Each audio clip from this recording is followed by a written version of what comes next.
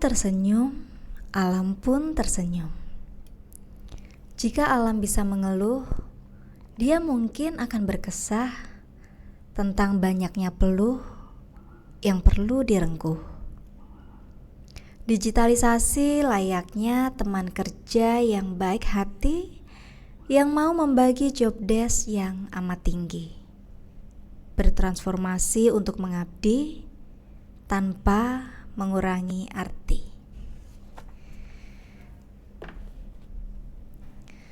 Di era digital ini, kita diberi banyak pilihan.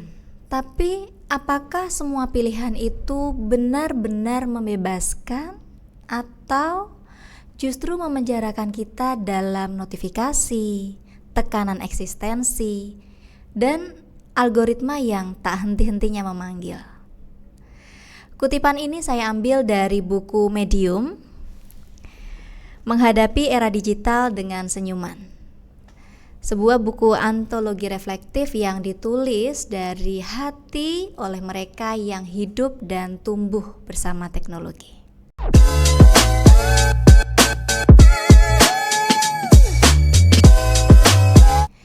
Assalamualaikum warahmatullahi wabarakatuh, sahabat Meta, Medium Talks.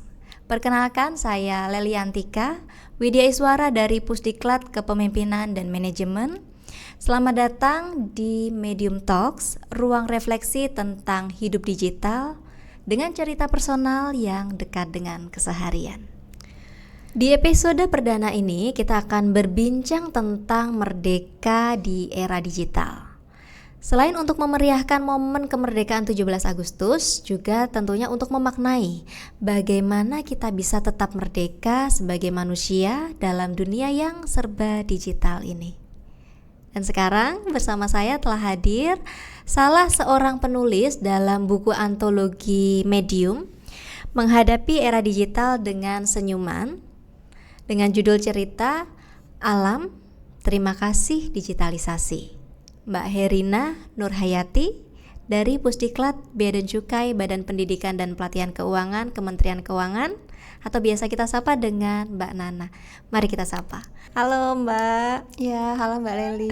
Gimana Mbak Nana kabarnya hari ini? Alhamdulillah baik Mbak. Mbak Leli sehat? Alhamdulillah sehat. Wah, senang sekali nih kita jumpa dalam kesempatan yang luar biasa ya, sesama BPPK. Tapi kita dipertemukan dalam sebuah frame yang sangat seru, Medium Talks. Oke, Mbak Nana boleh cerita singkat dulu barangkali ya. Di dalam buku Medium Talks ini kan buku antologi. Ya, Mbak Nana nulis dengan siapa saja nih, atau gimana latar belakang kok bisa sih tiba-tiba nulis buku ini? Iya Mbak, jadi di buku itu emang banyak penulisnya ya, ada 29 penulis termasuk saya. Banyak ya? Iya banyak, dan itu bukan hanya dari Badan Pendidikan dan Pelatihan Keuangan Mbak, tapi juga dari seluruh unit di Kementerian Keuangan, dan bahkan ada yang dari luar Kementerian Keuangan, ada masyarakat umumnya juga. Karena memang untuk WISH ini adalah komunitas Women Islamic Studies Hub yang anggotanya itu dari seluruh Kementerian Keuangan, tapi juga ada masyarakat umumnya juga. Jadi pokoknya syaratnya itu adalah wanita ya, karena namanya Women Islamic Studies Hub. Jadi tidak hanya teman-teman pegawai Kemenkeu ya, teman-teman eksternal juga ya dari lingkungan masyarakat secara umum boleh lo gabung ya, kalau ada kegiatan-kegiatannya WISH. Syaratnya wanita ya, jelas wanita karena ya. Women Islamic Studies Hub gitu. Nah jadi untuk WISH ini memang eventnya alhamdulillah sangat banyak Mbak. Salah satunya ya proyek buku antologi ini. Nah untuk proyek buku antologi Medium ini juga merupakan proyek buku yang kedua Mbak. Sebelumnya sudah pernah ya? Iya bikin? Sudah ada. Itu judulnya Tumbuh Bangkit dan Berdaya, proyek buku antologi yang pertamanya. Jadi memang untuk WISH ini sangat produktif gitu, dan menjembatani wanita-wanita yang ingin tetap produktif di tengah segala kesibukannya masing-masing. Oke, menarik ya. Jadi kegiatannya banyak sekali. Yang rutin juga ada ya tentunya, di samping proyek-proyek menulis buku. Iya, ada kajian rutin seperti itu Mbak.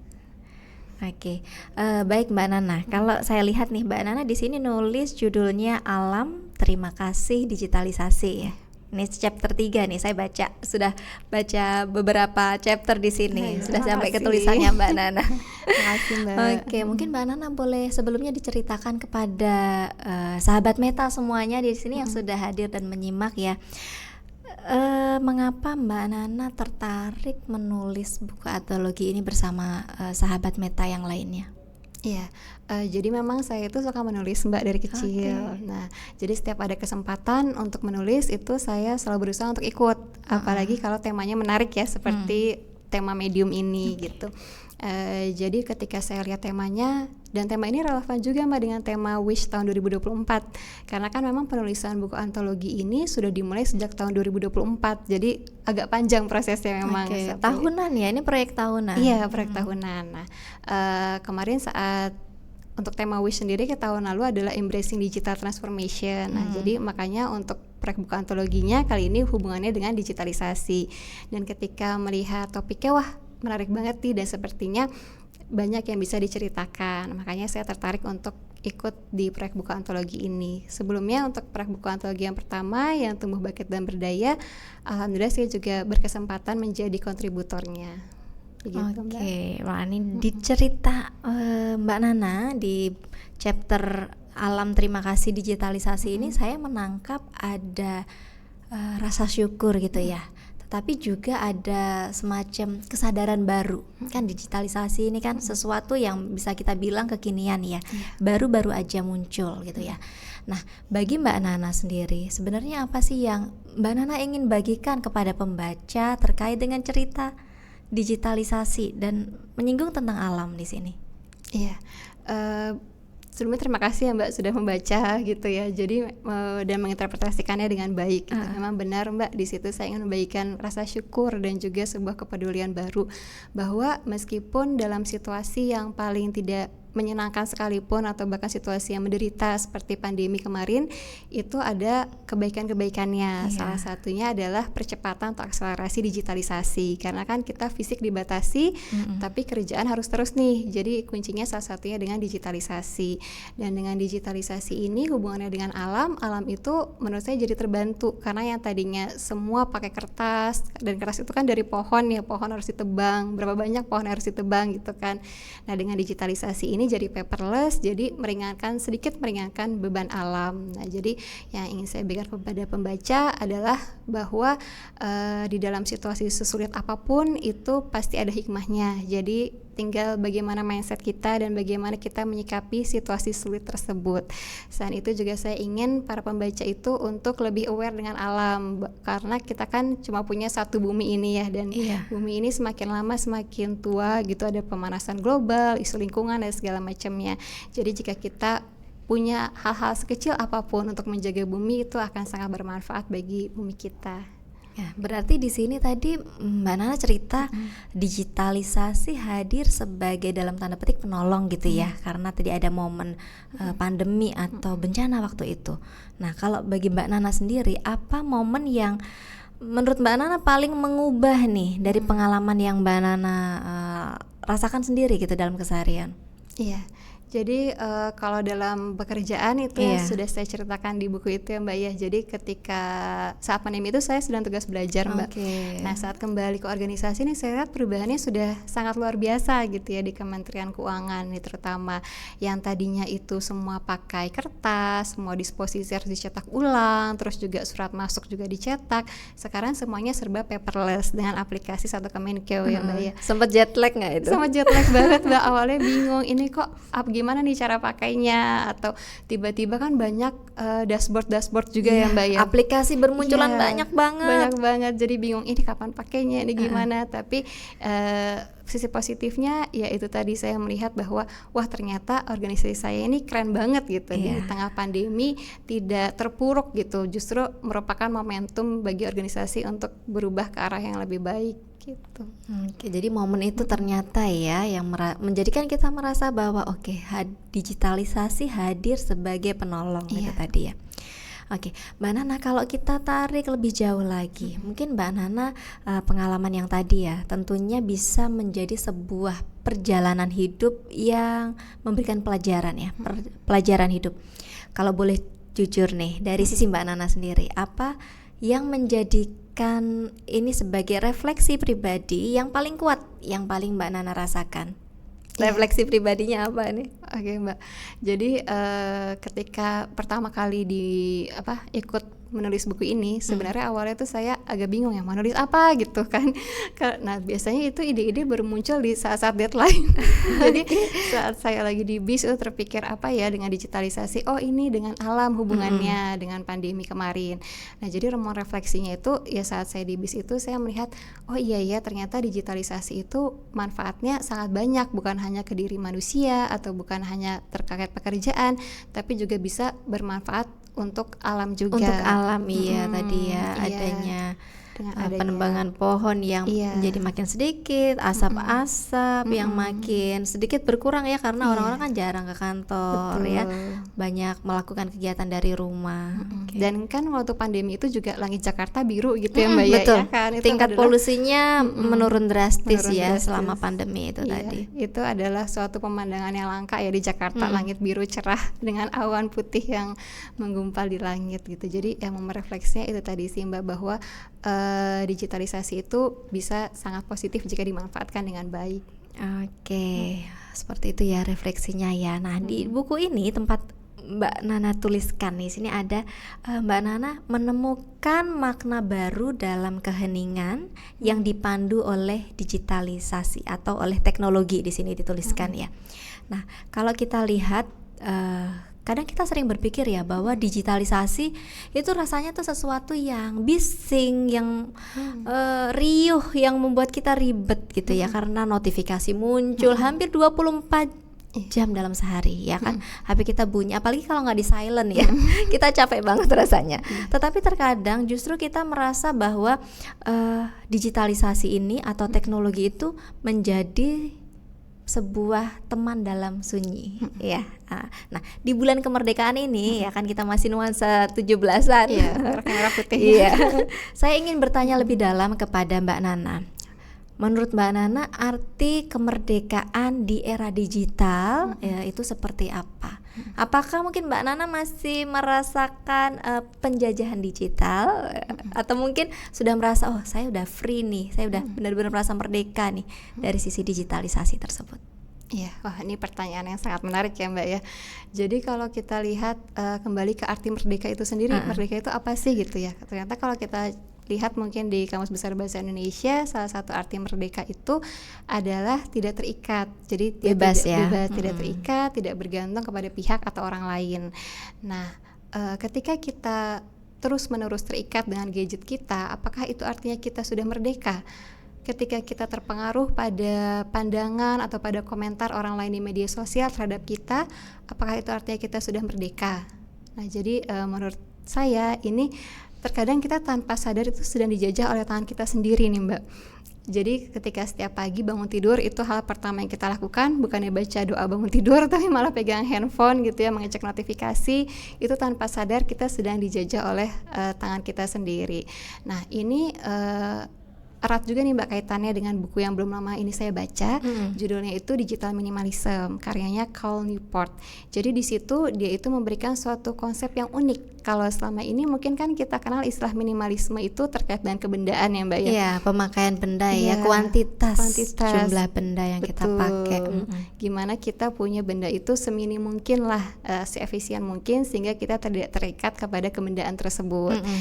Nah, sedangkan di bukunya itu Newport itu memberikan konsep digital minimalism, bahwa minimalis itu konsep minimalis bukan hanya terkait kebendaan saja, tapi juga terkait dengan digitalisasi dan penggunaan teknologi. Oke, berarti dari prosesnya juga ya penggunaan atau kata kerjanya yang kita minimaliskan ya. Iya, betul. Jadi bukan artinya kita itu anti teknologi, karena kan kita tetap harus butuh teknologi ya. Iya, jelas ya. Untuk kerja juga kita butuh teknologi, tapi bagaimana kita itu menggunakannya semindful mungkin. Jadi bagaimana kita yang memiliki kontrol terhadap penggunaan teknologi. Jadi bukan teknologi yang mengontrol kita, tapi kita yang mengontrol teknologi tersebut.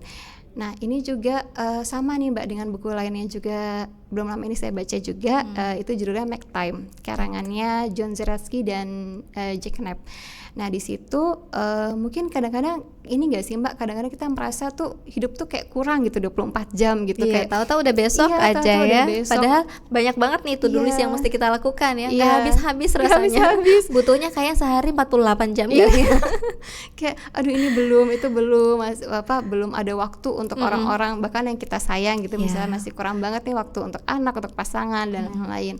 Nah di bukunya itu mereka bilang bahwa bisa jadi bukan waktunya yang kurang, Oke. tapi bagaimana cara kita memanfaatkan waktu tersebut. Nah mereka juga ada istilah uniknya nih Mbak, jadi ada istilah infinity pool. Infinity Jadi pool. bagaimana media sosial atau teknologi itu membuat kita terseret ke dalamnya. Jadi istilahnya ke kolam yang tanpa ujung atau infinite, kolam abadi gitu. Ya, kayak orang kecanduan iya, gitu karena ya. kecanduan. Mau nggak mau harus Bener. pakai terus gitu. Kayak ketika kita scroll media sosial itu mungkin kita kayak 5 menit deh, tiba-tiba jadi 50 menit Nggak gitu kerasa kan. loh Tanpa itu loh. sadar, iya. Jadi kalau kita bekerja atau belajar 10 menit atau 30 menit gitu ya, rasanya lama gitu. Iya. Tapi kalau kita buka WhatsApp atau medsos itu 5 menit, dikit lagi deh. Iya. Dikit lagi, tahu-tahu udah sejam berlalu ya. Iya, bener banget Mbak. Karena misalnya kayak satu lagi, ternyata videonya lucu, lagi gitu. Jadi kayak dia terus-menerus kasih asupan yang kita suka. Betul. Jadi kita tuh kayak terjebak di dalamnya infinite Itu ya, nggak ada akhirnya Nggak ada lagi dan akhirnya. lagi gitu. Nggak ada ujungnya gitu. Nah, jadi ternyata kuncinya ya di diri kita sendiri. Bagaimana kita itu bisa merdeka. Jadi kitalah yang mengontrol penggunaan teknologi tersebut. Nah, jadi menariknya nih Mbak, ternyata 3 penulis itu mereka itu adalah mantan developernya di Silicon Valley. Oh, di Silicon Valley. Ya, jadi perusahaan teknologi itu kan Mbak. Jadi mereka itu tahu dengan pasti gimana sih cara kerjanya perusahaan-perusahaan teknologi itu, karena kan namanya perusahaan itu pasti pengen untung ya Mbak ya. Jadi gimana caranya perusahaan teknologi itu untung, pastikan jika yang menggunakan itu makin banyak atau makin lama nih. Jadi memang algoritmanya itu didesain supaya kita terus dipakai, kita mau terus pakai ya. Nah jadi akhirnya salah satu caranya tadi bagaimana kita tuh menjadi mindful dalam menggunakan teknologi. Kemarin itu saya juga sudah coba nih Mbak salah satu konsep juga yang namanya itu dopamine detox. Nah, jadi dopamine detox ini adalah kita itu istirahat sejenak dari media sosial atau dari teknologi yang tidak gadget kita perlukan. Gitu ya. Iya. Kalau gadgetnya mungkin masih kita pakai Mbak ya. Tapi untuk aplikasi-aplikasi yang tidak kita perlukan kayak misalnya Gojek kan kita nggak bisa nggak pakai tuh Mbak. Ya apalagi WA ya. Kita nggak mungkin lepas dari WA. Nanti kerjaan gimana? Karena koordinasi lewat WA gitu ya. Kita mungkin setengah jam meleng dari WA aja, aduh kerjaan udah banyak banget yang nyariin. Iya, atau enggak mungkin satu Kemenku juga kita nggak bisa, kita absen gimana nggak digaji kan. Jadi makanya kita untuk aplikasi yang penting itu tetap ada. Jadi untuk aplikasi yang sifatnya hiburan atau yang tidak menunjang produktivitas kita aja yang kita hentikan sementara. Jadi filternya di situ ya. Filternya di situ. aplikasi yang memang manfaatnya tidak relate dengan goals kita di hari ini mau ngapain sih gitu ya. Iya, betul banget Mbak.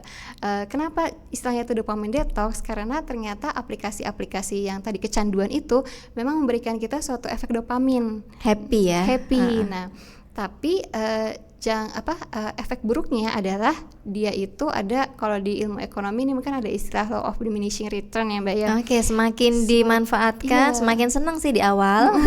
Nantinya nih ada penurunan. Ada penurunan. Jadi ketika misalnya hari pertama kita cukup 5 menit udah senang, jadi kita udah stop. Ternyata hari berikutnya 5 menit itu kepuasannya nggak sama atau efek dopaminnya nggak sama dengan rasa hari ingin pertama. laginya masih muncul ya. Sehingga misalnya kita butuh 10 menit. Nah, nanti di hari ketiga nambah terus tuh Mbak sampai terakumulasi sampai akhirnya tanpa sadar ya itu tadi berjam-jam kita habiskan sia-sia.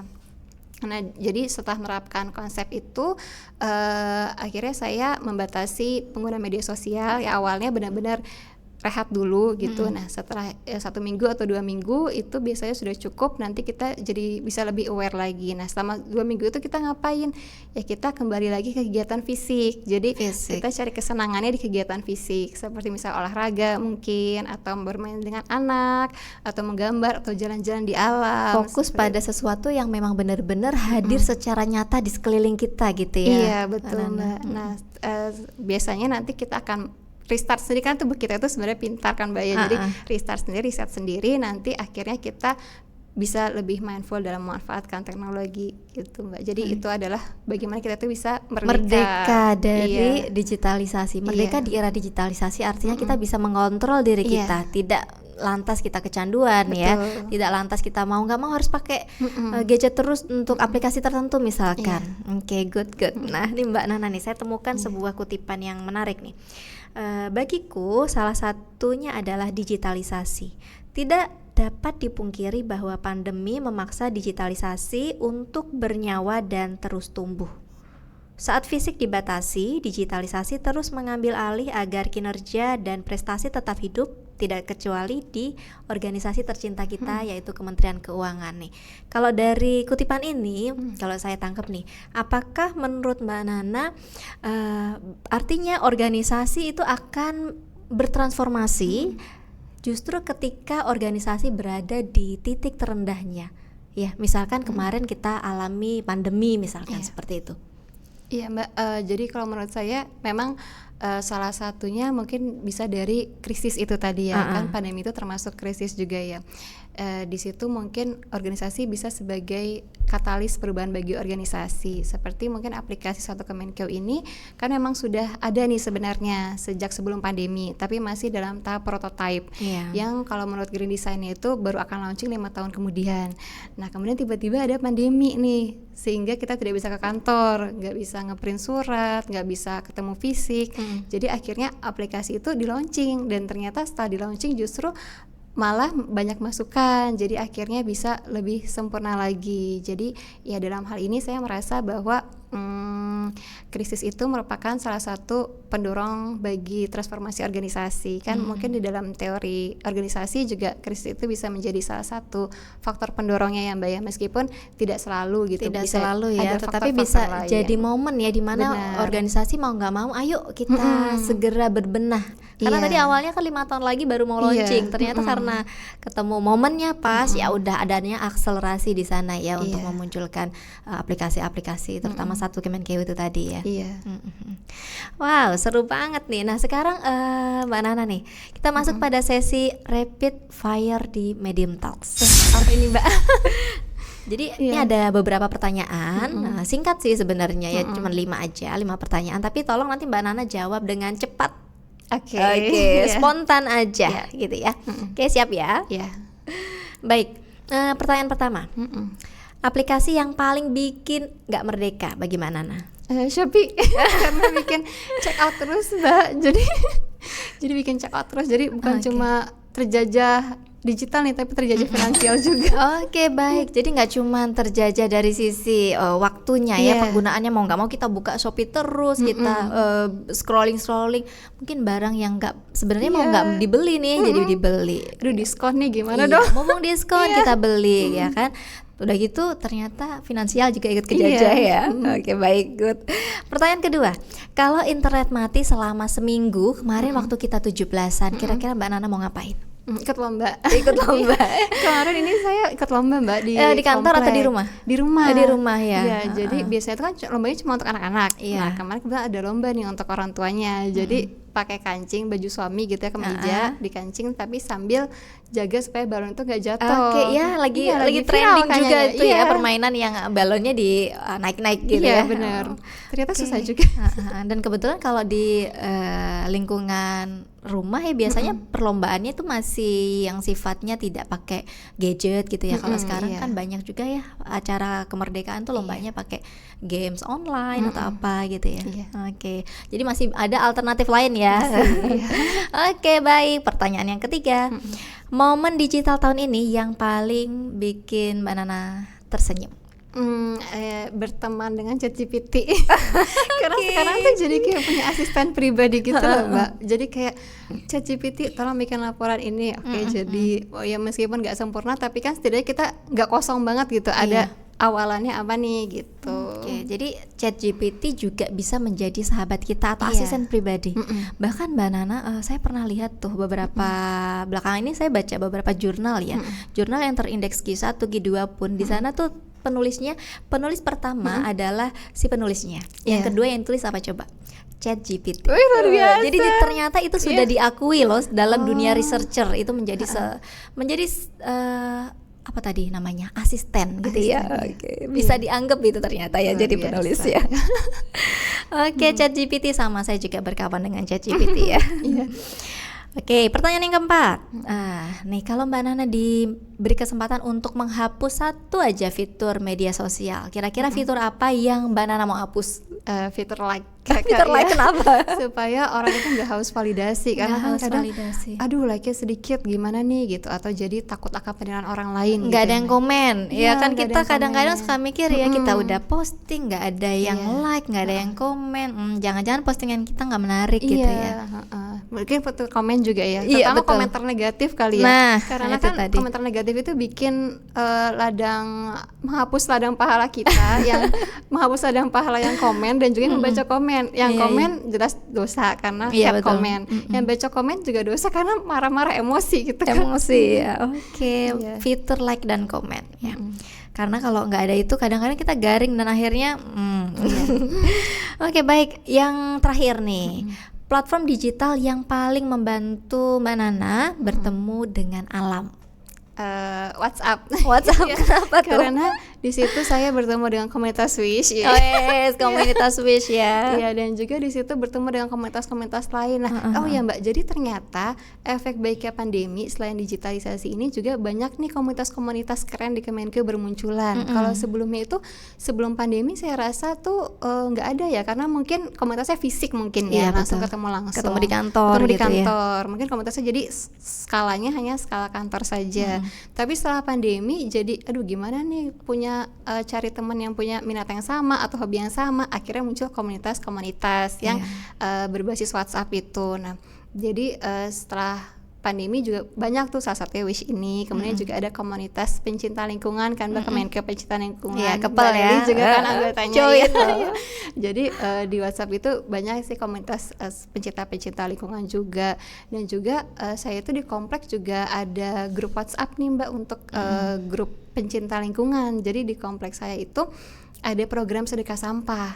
Jadi gimana sampah yang kan kita selama ini pikirannya sampah ya udah sisa aja kan. Iya. Ternyata sampah itu kalau dikelola dengan baik masih bisa menghasilkan manfaat atau nilai. Mungkin kayak di bank sampah di tempat Mbak Leli juga ada kan ya. Iya, ada. Bank sampah. Nah, tapi kalau di kompleks saya bank sampahnya itu sifatnya bukan tabungan tapi sedekah. Jadi ketika Oke. sudah terkumpul nanti uangnya digunakan atau dibelanjakan untuk sedekah bagi masyarakat sekitar. Untuk kegiatan sosial Kegiatan ya. sosial. Jadi itu juga dibentuknya di WhatsApp juga. Makanya Iya. menurut saya WhatsApp itu salah satu yang bermanfaat untuk kembali ke alam tadi. Oke, makasih Mbak Nana. Wah, seru banget ya.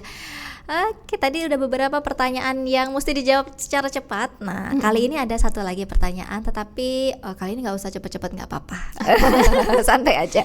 Kita mau ada sesi refleksi nih. Menurut Mbak Nana, bagaimana kita bisa tetap tersenyum tentunya ya, dan tenang dalam menghadapi dunia digital ini, meskipun kita rasakan banyak tekanan gitu ya dari sekitar.